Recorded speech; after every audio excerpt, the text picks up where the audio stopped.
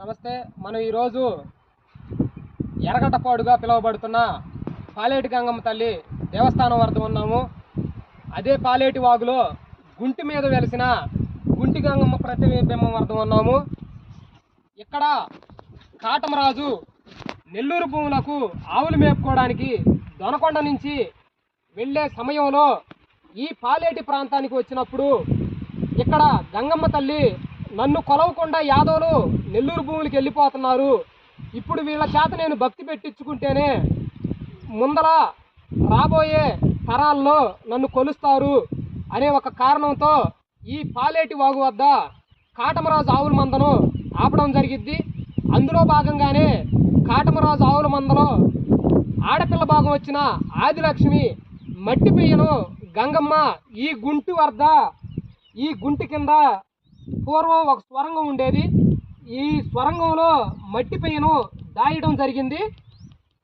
ఆ మట్టి పెయ్యను ఎక్కడికి వెళ్ళింది అనే చూడగా అది గంగమ్మను దాచిపెట్టడం ఎర్రయ్య, కాటమరాజు తమ్ముడైనటువంటి ఎర్రయ్య పసికడతాడు.